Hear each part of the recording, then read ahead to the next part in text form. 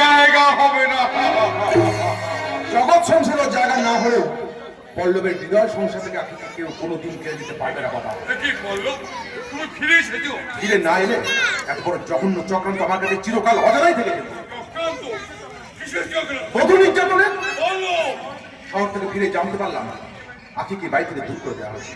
হ্যাঁ, তুমি ঠিকই শুনেছো। কেন? কোন অপরাধে? মানে তুমি কি আমাকে কৈফিয়ত চাইছো? হ্যাঁ হ্যাঁ, তাই চাইছি।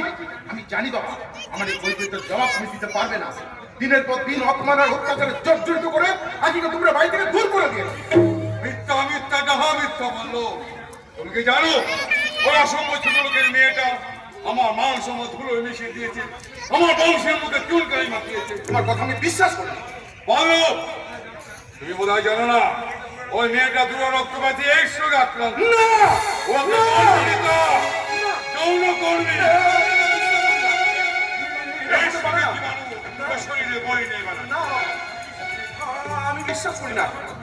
এটা এটা আমার কথা নয়। বললো কলকাতা নামে রেলওয়ে রক্তে ডিপো মেয়েটা এই চাই পজিটিভ। তবে তোমার কোনো চিন্তা নেই, আবার আমি তোমার বিয়ে দেবো। আমার বন্ধু রাজনীর একমাত্র মেয়ে। একটা ছাগল তুমি কতবার কাটবে বাবা? মনে রেখো, এই অঞ্চল প্রধান সাধু সামন্ত তার অবদ্ধ সন্তানকে শাস্ত্র করতে যায়। সন্তান শাস্তা পাবার আগে নিজের বিবেকটাকে শোধন করে গৃহলক্ষ্মীর বোধন করো বাবা। কোথায় যাচ্ছ? আখির কাছে। না, ওই এক্স আক্রান্ত মেয়েটার কাছে তোমার যাওয়া হবে না। আমি তাকে এবারে সংসদ থেকে ত্যাগ করেছি। শুধু আখিকে নয় বাবা, আমাকেও ত্যাগ করেছে। আমি স্বেচ্ছায় তোমার এই ঐশ্বর্যের প্রাসাদ ছেড়ে চলে যাবো সুখে। ভালো, আমার কথা অবাধ্য হয়েও না, তাতে ফল ভালো হবে না। বাবা যদি বাধ্য হয়, সন্তান কখনো অবাধ্য হয় না বাবা। তোমার এই জঘন্য চক্রান্তের যুগ কাষ্টে আমি আমার প্রেমের কুসুম আখিকে বলে দিতে পারবো না বাবা। তাই আমার এই অমার্জনীয় অপরাধ তুমি বাবা হয়ে নয় মানুষ আমাকে ক্ষমা করে দিও বাবা। আমাকে তুমি ক্ষমা করে দিও। বলো বলো। চোখের জল ফেলতে ফেলতে বাড়ি থেকে বেরিয়ে গেল বাবু। অপদার্থ, কাপুরুষ। সামান্য একটা মেয়ের জন্য আজকে যুগে যে পুরুষ কাঁদে সে একটা অপদার্থ, কাপুরুষ। আমাদের সেরকম নয় গো বাবু। যারে ভালোবাসে মন প্রাণ দিয়ে ভালোবাসে। আর বিধান তোকে ওকালতি করতে হবে না। ভালো কোথা গেলে খোঁজ কর, যেমন করে বলে ফিরিয়ে নিয়ে আর আসতে না চাইলে এই পায়ের জুতো সবসময় পায়ের নিচে থাকবে, সেটা কোনোদিনও মাথায় উঠবে না। সেরকম রাস্কেল, পরপর আমাকে দিদিমণি বলে ডাকলে চপ্পে পিঠে তো চামড়া তুলে নেবো। কি বলে ডাকবো? মেম সাহেব বলে ডাকবি, মেম সাহেব। তাই বলবো বাবা। আর খোঁজ কর, বললে কোথা গেলে খোঁজ কর। যাচ্ছি সাহেব। সাহেব মেয়ে যদি মেম সাহেব হয় তাহলে বাবু সাহেব না হলে এই ম্যাডাম দেখছি জ্ঞান দিতে আরম্ভ করেছে। হ্যাঁ শোনো ববি, তোমার দাদা কলকাতা থেকে ফিরে এসে মেয়েটার জন্য কে দেখবো না আকুল। চপ্পে পিঠে চামড়া তুলে নেবো। যে পুরুষরা মেয়ের জন্য কাঁদে, বর্তমান যুগে সে ভেড়া। আমার কথা আমার তো হলে আমার বিশাল সম্পদের খেলা করে আমি পল্লবকে দেবো। সব সব আমি তোমার নামে লিখে দিয়ে আমি তীর্থে বেরিয়ে যাই। এখন তোমার একমাত্র কাজ নানারকম মৌসুমি ফুল ফুটে এই সংসার বাগানটাকে সাজিয়ে রাখা।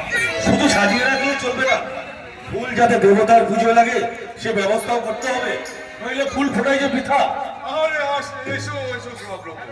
হ্যালো মাই ডিয়ার, তোমার জন্য অপেক্ষা করে করে আমার যৌবনের ফুল যে একেবারে শুকিয়ে গেল। ঝরে নিশ্চয়ই যায়নি। এতক্ষণে বুঝি ববিকা তোমার মনে পড়লো? সরি, আসতে একটু দেরি হয়ে গেল। ওই জেলে পাড়ায় পাশের মুসলমান পাড়ায় মেয়েদের শিক্ষা আর গরিবদের কিছু বস্ত্র বিতরণ করা হলো, তাই স্টপ ইট। ওই জেলে পাড়ায় মুসলমান পাড়ায় তোর মেয়ের লেখাপড়া হলো কি না হলো সেসব শুনতে আমি চাই না। তুই সব ছোট লোকদের কথা শুনে আমার বাবুমি করে। ববি আইপিএস পাস করে কতগুলো ছোট লোকদের পেছনে এইভাবে সময় দেবে সেটা আমি ভাবতে পারিনি শিবাব্রত। ভাবি, শিবাব্রতকে তিরস্কার না করে তুমি নিজেই জয় করো না, কারণ আর কিছুদিন পর তোমাদের বিয়েটা আমি দিয়ে দেবো। লজ্জা বাবার কিছু নেই। বলো শিবাব্রত, ঘুরে দেখলে তা আমাদের সোনামুখী গ্রাম তোমার কেমন লাগছে? ভালো, খুব ভালো। সোনামুখীর এই আবির রাঙা সকাল, দুধারে সবুজ ধান ক্ষেত, বাতাসে নবীন ধানের প্রবীণ গন্ধ, আর ওই দিগন্ত বিস্তৃত নীল সুনীল আকাশ। বাহ, তোমার মধ্যে দেখছি রসবোধ আছে। কিন্তু বাপি তোমার সেবা তো দেখাচ্ছ কেন? আরে নইলে সোনামুখী অজান্তা বাপিকে তার চোখেই পড়ে না। সত্যি গ্রাম বাংলায় তোমার মতো মেয়ে অত্যন্ত দুর্লভ। তবে লক্ষ্য রেখো, উগ্র আধুনিকতার নেশায় মত্ত হয়ে গ্রামে ধ্বংসের বীজ রোপণ করো না। My name is Bobby. ওই সমস্ত ছোট লোকের পিঠে চাবুক মারাই আমার হবি। তোমার ওই চাবুকটা গরিব অভাগাদের পিঠে বসিও না। কারণ হলো ছোট লোক হলেও ওরা মানুষ, দরিদ্র নারায়ণ। তোমার ওই অভিজ্ঞতা চাবুকের গাঁদের পিঠে একটা বললে দ্বিগুণ পড়বে তোমার পিঠে। আচ্ছা, আজ আমি চলি। সে কি কিছু মুখে না দিয়ে? চলে যেতে হচ্ছে কারণ ওই ছেলে পাড়ায় কোন মেয়ের বাচ্চা হলো কি মূল্য তার হিসেব রাখা ওই মুসলমান পাড়ার বাঙ্কাঙালদের বস্ত্র বিতরণ। নরনারায়ণ সেবা। নরনারায়ণ সেবা? বাহ, খুব ভালো বলেছেন। নর আজ নারায়ণ, তাদের সেবা। সে তো মুখের কথা নয় বাবু দেবী। আজকের এই স্বার্থপর পৃথিবীতে আমরা নিজের ছাড়া কিছুই ভাবি না, খোঁজও রাখি না। তাই এই সমস্ত ভেজালে ভুলে আমরা যদি একটু অন্যের জন্য সময় দিই আর ভাবি আর উচ্চ কণ্ঠে বলি, মন্দির মসজিদ গির্জায় বসে তরুমূলে খুঁজি আমি প্রকৃত মানুষে।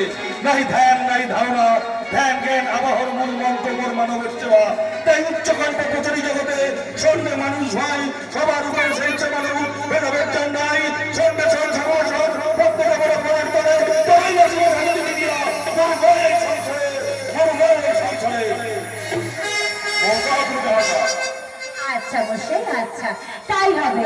আগে তো তোমাকে জীবন সঙ্গী করি, এই বাবি দেহি রণে তোমাকে বন্দি করি, তারপর বুঝতে পারবে কি স্বপ্ন লুকিয়ে আছে ববির মনের মন্দিরে। Yes, my name is Bobby. বারে বারে পুরুষ পাল্টানো আমার বন্ধু। আপনার হবে আর রাখি না হাহাকার। কে তুই জানাস? হুঁশিয়ার মেম সাহেব, পরশুরাম কবির কিংবদন্তি নয়, পরশুরাম এক বিদ্রোহী দাবানল। ওই কুৎসিত কদর্য সম্ভাষণের জবাব কিভাবে দিতে হয় তা আমার ভালো করে জানা আছে। হ্যাঁ, আমি রাম, সোনামুখী নির্যাতিত অবহেলিত পরশুরাম। এখানে কি চান? ওই বিয়ত কিসের গল্প? ফাঁকার উল্লাসদার সুখের সংসারে দুঃখের বন্যা বলছে। কেন আখির মাথায় চাপিয়ে দেয়া হলো মিথ্যে কাল ব্যাধির অপবাদ? তারা হয়ে যে থাকতে চেয়েছিল পল্লবে রাখিতে, কেন তাকে অবজ্ঞা অবহেলায় করেছ তোমরা অন্ধ? যে করবে কি তোকে দিতে হবে। হ্যাঁ, দিতে হবে। আজ এই পরশুরামের কাছে তোমার সমস্ত কাজের কৈফিয়ত দিতে হবে প্রধান সাহেব। আহ, আমাকে বলে হয় তুই এখনো জিনিস না হারাম। চোখ রাঙিয়ে না প্রধান সাহেব, তোমার চোখ রাঙানোকে আমি ভয় করি না। আমার মতো হাজার হাজার বেকার যুবকের মেরুদণ্ড ভেঙে দিয়ে তুমি আজ রাজনৈতিক ক্ষমতা উচ্ছ্বাস করে বসেছ। দিনের পর দিন চাকরি আর অর্থের লোভ দেখিয়ে আমাদের করেছ পঙ্গু বিকলাঙ্গ। কিন্তু আর নয়, যুব শক্তি আজ আগ্রহ বীরের মতো ফেটে পড়েছে। তোমাদের মতো সাধু নামধারী অসাধু নেতাদের উচ্চাসন হিমাদ্রি শেখর থেকে টেনে হিচড়ে নামাবো এই পথের ধুলোয়। এত সাহস তুমি পেলে কোথা? যদি বলি মেঘের বিদ্যুৎ থেকে, সমুদ্রের গর্ভ থেকে তুলে আনা আত্মবাসের বাহু থেকে। হুঁশিয়ার মেম সাহেব, এই পরশুরামের চামড়া ছাড়াতে এলে আপনার দেহের সমস্ত চামড়া ছাড়িয়ে আমার পায়ের জুতো বানিয়ে নেব।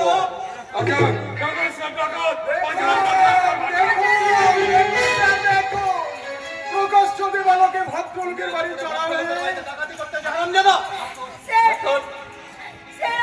আমাকে বাঁচান স্যার, ওই গুন্ডাটা আমার সব কিছু কেড়ে নিয়েছে। আমি আর কিছু বলতে পারছি না স্যার। ঠিক আছে, আর কিচ্ছু বলতে হবে না। দেখবেন স্যার, যে হারামজাদাদের জন্য 10 বছর আগে জামিন না পাওয়া।